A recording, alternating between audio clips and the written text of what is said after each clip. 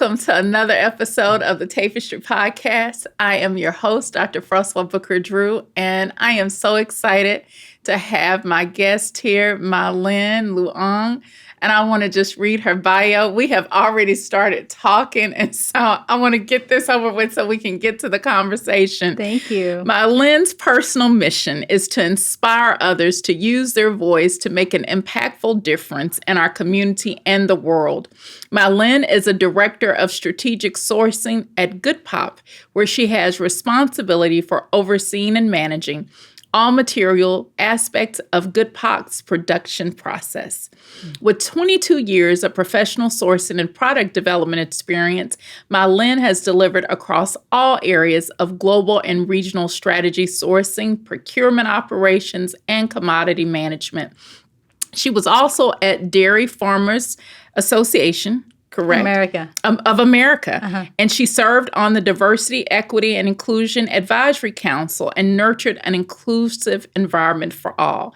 She champions a culture of openness, introspection, and continued growth by developing programs that build innovation and courageous team members and leaders.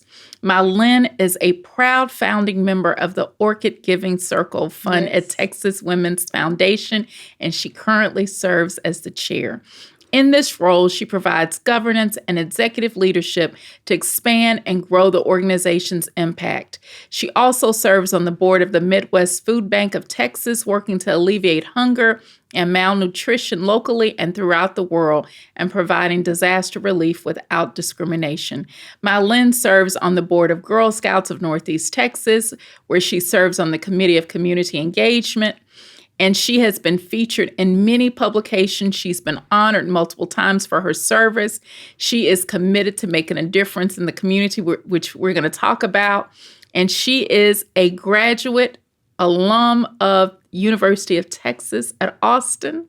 And she currently lives in Dallas, Texas. So welcome to the show. Thank you so much for having me. Oh, I'm so happy to be here. I am so excited that we can make this work. So I want to talk to you about, in 1979, something so impactful happened for you. Talk about what that journey was like for you coming to the United States and how that built resiliency for you.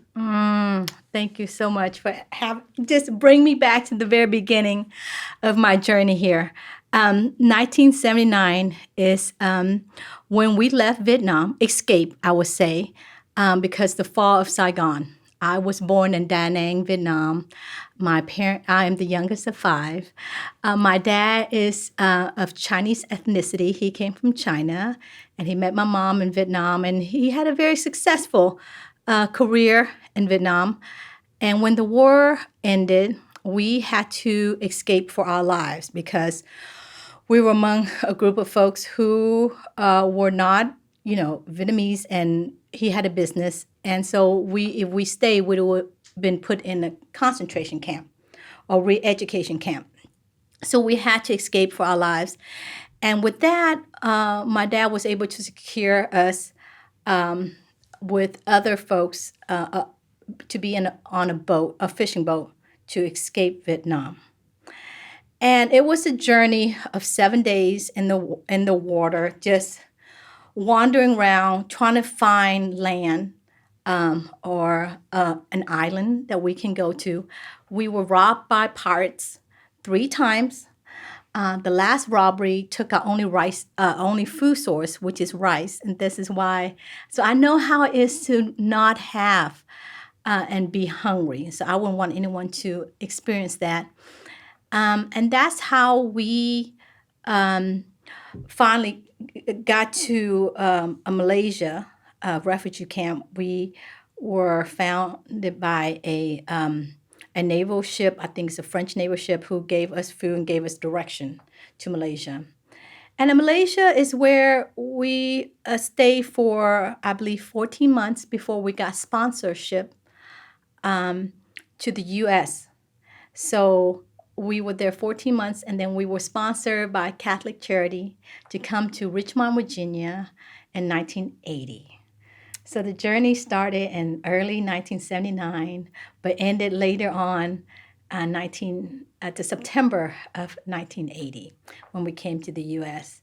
So I've always had this purposeful belief that because I benefited from the kindness of others, that it is my duty to give back. So that's how my journey of philanthropy started. And even from an early age, just seeing the generosity of my parents and their involvement in the community has really, been such a great example for me. But yes, no, I think about 1979. I think about my journey here and how it has such an impact with all the trial and tribulations that we've gone through. But at the end of the day, I give all glory to God who has brought a family that is with destitute, with really literally with the clothes on our backs, and cramped in a fishing boat, and brought us all here safely. And so, And how did you get to Dallas? Dallas, oh my goodness. So to come to Dallas, my dad had a friend who was living here in the little area called Little Mexico now on Harry Hines. Those who once in the 80s was projects. And he somehow got connected with my dad and said, you need to come to Dallas because there's more Asian folks here. And then we all got crowded up into a Greyhound bus, and that was our journey here from 1982 to come to Dallas. But let me just take you back just a little bit when I talk about the kindness of others. When I came to the U.S., I didn't speak a lick of English. So my first language is Vietnamese. My second language is Cantonese. And my third language is, of course, now English. I didn't speak a lick of English. I went to elementary school in inner city Richmond. And when I talk about the kindness of others, I learned English from a Shawanda Williams. And all I knew was, what is this? And I start pointing at the alphabet. And that's how she taught me the alphabet. She said, A, B, and I just repeat after her. And for the longest time, well, not longest time, for 2 years of my life, I spoke very soulful because when you are a child, you don't see colors. You see them as your friends. Yes. So Shawana, Laquita, Taniqua, they were all my friends, and they taught me English. And that's why when you talk to each other, I get a little soulful. That's because that's where my learning came from. So that was the first kindness I've experienced. And of course, Miss William, who was my first grade teacher, who just took this little girl, who, literally I was the only Asian girl I know. And they didn't have English as a second language.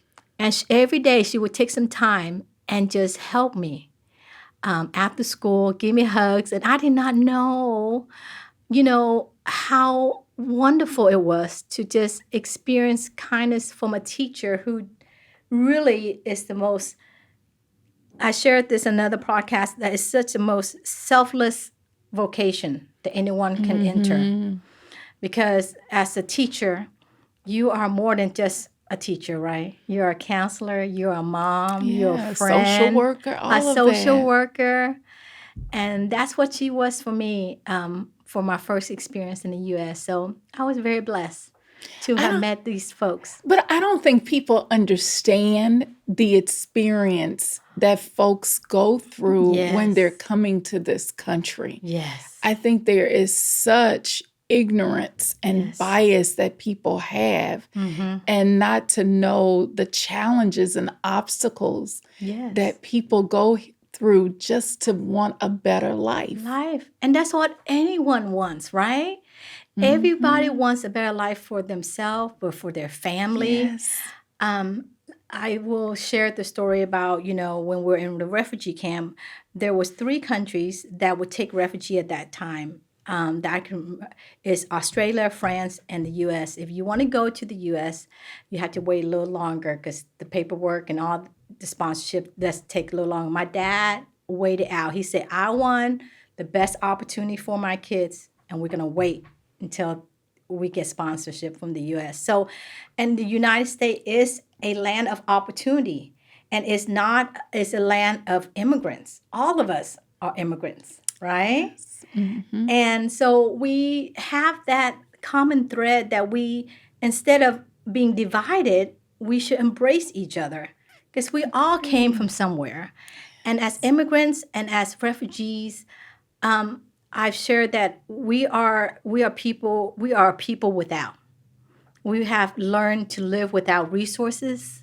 We have learned to live without food, without, opportunities at some point. So I think that for me, that's why it's so important to give back, is that there is that disconnect that people don't know. And so they make assumptions Yes. instead of reaching out and getting to know someone. And because everyone has a story. Exactly. And the commonalities that we Exactly. all share. What's so fascinating about you is, and it's a number of things, you do a lot around diversity and really helping people understand the connection to people. In light of everything that's happening now in the world, how do you help people in this environment understand the importance of connecting? That's such a wonderful question. I think I'm still trying to figure it out. And we all are. I think for me is to be able to share my story. And that's how I start. I think that we have more in common than we have differences. Agreed. We are more alike than we are different, because we are people of colors, but also every color. We all share the same things that human needs are the same. We have faith, we have love, we have a willingness to want to do good and want to help. So I think for me to connect and to help other connect is to start sharing my story. And I would encourage folks to do the same. Sometimes when we create barriers when we just make assumption about others. And that's really a disservice for us too. It is. And then the result is a disservice for them, because you Yes. are not giving yourself an opportunity to be open. And I think that's all I asked. I said that, and food helps. It makes a big difference, I think. It really does. Breaking bread I think really so. helps. And I do think that just being authentic and tell your story and share your story, and don't be afraid to, because you know what? Someone is going to be able to relate to you in some way or another. And if people would just be willing to open their mind, but more importantly, open their hearts, there are just so many wonderful things that they could experience. I think one important thing to me is to be able to listen to someone's story and be able to validate and understand their lived experience. I think that's where we fall short. Agreed. It's one thing to, because sometimes, because we do not do that, we tend to have blinders on. And we are going to be blindsided by the biases that we have. Yeah, because we have limited information. We only know our own experiences. Exactly. If we can just listen and understand and validate other people's lived experiences, then we would be better off of having opportunity to not only understand, because a lot of those stories reflects on our own experience, Exactly. right? That's one of the reasons I wanted to do this podcast, was I felt like if women could hear the stories of other women, that they could see themselves in those stories, regardless of difference, that they could understand you, even though they may not have had the experience of what you went through in 1979. Exactly. Yes. But they could understand loss and pain Yes. and grief, that they could connect to that and Yes. go, I've had that. And it brings you more proximate to them. And there's power in the story. There's power in stories, and there's Yes. definitely power in numbers, right? Yes. The more we Yes. share, the more we reach, the more we try to include. I think that's important.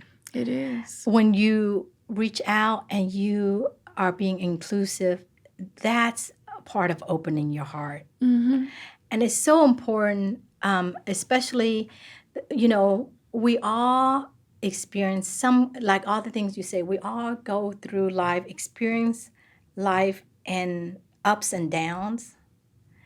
And if we can just help each other when those low points are happening and lift each other up to those higher points, then now we become a more inclusive community. One that's willing to share, one that's willing to give, and ones that's willing to just embrace each other, that we don't do enough of. But where did that come from? Because it sounds like you're a person of faith. Oh, I am. So is that rooted in your faith? Very much so. Talk a bit about how your faith has supported the way that you think and how you live. Well, I grew up Buddhist. My mom is Buddhist, and she still is. I was, my brother, Peter, who shared the gospel with me when he came back from the Navy. He served in the Navy and then in the Army. And in the Army, he's a chaplain in the Army. But when Peter first shared the story of Jesus to me, I really didn't have any interest. I listened to it because I asked him, if you give me $40, I will listen to your story because I needed $40 for student council camp. Before I knew, I was on the floor crying, and I didn't understand why. Then I know that it's the Holy Spirit that was speaking to me. And I had two wonderful best friends in the 7th grade, and they are both believers, Tia Suzuki and Lena Peter, and now she's Lena Peter. And they've always prayed for me, and I didn't know what that meant. And now I do, because I now pray for others. So that was how I believe that there are so many instances that happen in my life that cannot be explained other than by the grace of God. Yes. Right? Yes. And I believe that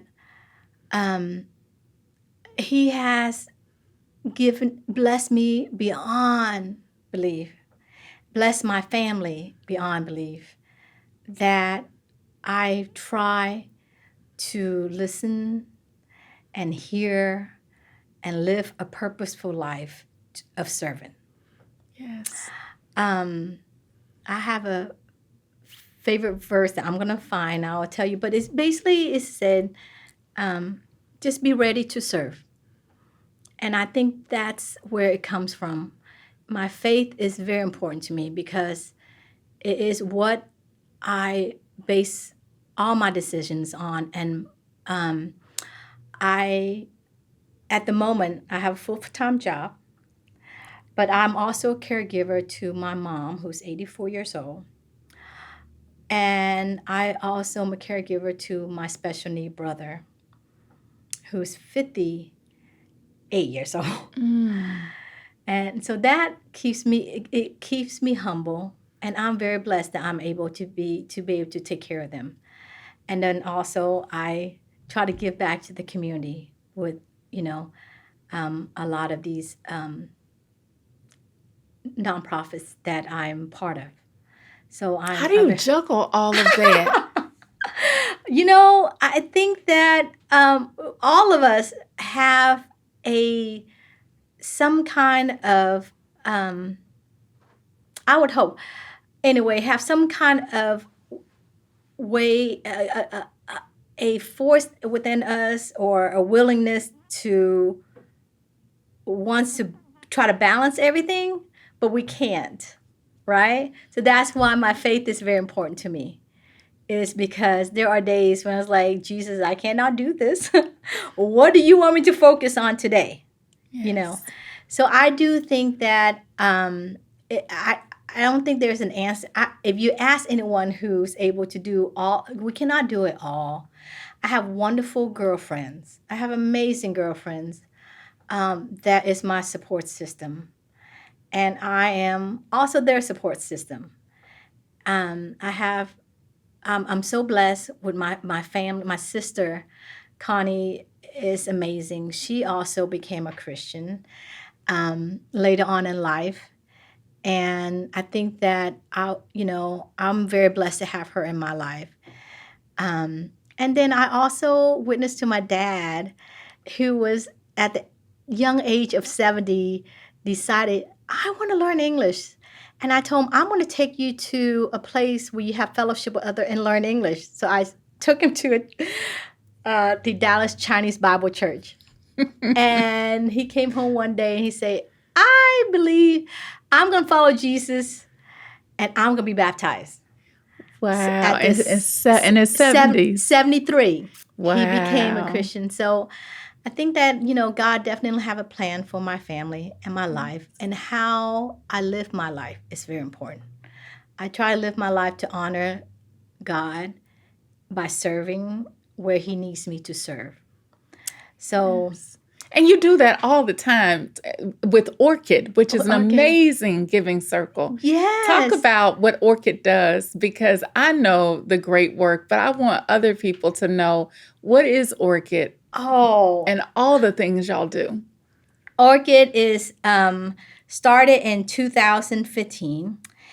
And I will share a little bit about Orchid and how we got started. It started with a group of women. Actually, it started with a conversation by two women. Was Tia Suzuki and Cynthia Young. And they will meet each other at these events and civil events. And Tia would ask Cynthia, where are the Asian women in Dallas and what can we do? So the conversation got started and they start reaching out to their girlfriends. And of course, Tia is my best friend since in 7th grade. And she's like, hey, we were thinking about starting a giving circle, and giving back to the Asian community. So the Orchid Giving Circle is an Asian sisterhood that provides grants and foster philanthropy primarily within and for the North Texas Asian community. So what that means is that we raise funds to give to nonprofits that serves the Asian American in North Texas. And we started in 2015, and this is our 9th year of giving. So next year will be our 10th year of giving. We have granted over $1.6 million to 35 nonprofits in the North Texas area. Our core value is that we believe in collaborations and positively inspiring each other. We are a community of Southeast and Southeast Asian women with a common mission to affect beneficial change through the power of collective giving. And thirdly, we support nonprofits that empower women and girls and place an emphasis on female-led organizations. And I think that what we do, especially with all that's happening in our community, with the rise of the Asian hate crimes, these last couple of years, it has really been a very negative impact in our community. So it's so important that the work that we are doing and supporting these nonprofits who are in the trenches of making a difference in the lives of our community, that we continue this work. And it is something that we started out with 14 founding members, and then we now have over 90 members. Ooh, wow. And so we have grown and Tremendously. tremendously, but all the issues within our community has also grown, right? And so therefore it is so important that we continue this work. And we partner with the Village Giving Circle. Heritage, And with Heritage everybody. Giving Circle. H100. Yes, the Latina Giving Circle. So it's been quite a wonderful journey for us. And we are just so honored to be hand in hand with these sisters and making a difference in the community. You all were the trailblazers because you were first. Yes. And you were so instrumental in helping Heritage get started. Yeah. And so we are so grateful for your support because you all were there to walk us through what to do. Mm.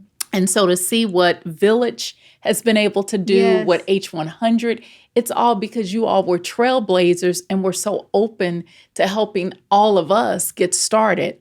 And so we look to you all as that's the model of what we want to be. The big sister. Yes.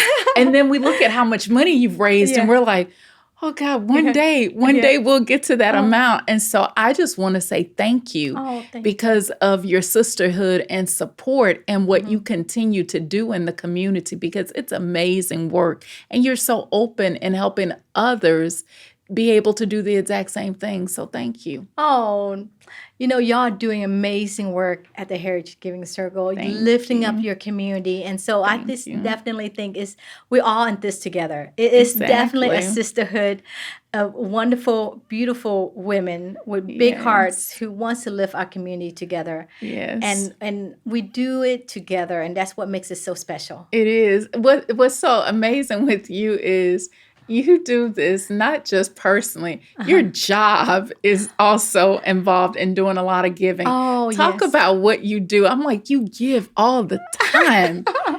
Talk about that. Recently, I just like to give around coupons. Yeah, she's hooked us all up. Like everybody else, I'm going to benefit from their hookup. Talk about your job and what you do. Well, I am very proud and very honored to work for the company called GoodPop. And GoodPop mission is GoodPop is a frozen treat company, but we are definitely more than just popsicle at the moment. We are venturing to sparkling water, and we are just making other wonderful treats, frozen treats in the categories. But GoodPop mission is we believe in using GoodPop as a vehicle to do goods and give back to the community. And we have a nonprofit that we are going to start called Pledge Goods. So you do something good and you go and pledge that you do something good that day. We would donate to the organization, the nonprofits that you wanted to go to. So it's it is a wonderful company. And what I do for GoodPop is I'm director of procurement and strategic sourcing. So I get to procure all the wonderful ingredients like sugar and coconut oil and coconut milk and packaging, and just make sure that our co-packers that makes our products, also does a good job in working with us. And it's a great company that is just wants to really give back, and they're very much aligned with my value in terms of what I believe in. So it's been an honor. I've been to work with them. Our CEO and founder is Daniel Gotts, and he had this mission when he started the company, and it's continued ever since. So he was recently been nominated Best CEO in Austin. That's where our headquarters is, and I'm just so proud of our company. It's amazing to see where you started and where you are now, and how God's hand has been through your life, and the fact that you continue to serve and be a blessing, because all of those things that have happened could have easily turned you into someone who's bitter and angry and resentful. And the fact that you have been so open and so giving. I just want to say thank you for sharing your story and being a blessing to so many people, because you do this all the time. It's just who you are. And I want folks to know, how can they reach out to you and connect if they want to learn more about you or get connected to Orchid? What can they do? Absolutely. To connect it to Orchid, you can go to www.orchidgiving.org or .com. We got all the dots. So you can look us up there, and then also GoodPop is just good. You can Google GoodPop and we'll pop up. And you can definitely connect with me on LinkedIn as well. So it's Mylinh Luong, and you'll see me with a picture holding a popsicle. Can't miss it. But thank you for being a blessing to me, Froswá. Thank you. Thank you for being on the show. Absolutely. It is a gift that we were finally able to connect. And what a joy. Thank you for being here. So this is another episode of the Tapestry podcast. It is always a gift to have amazing women like you on the show sharing your story. So thank you. Thank you for having me. And have a blessed rest of your week. You too. All righty.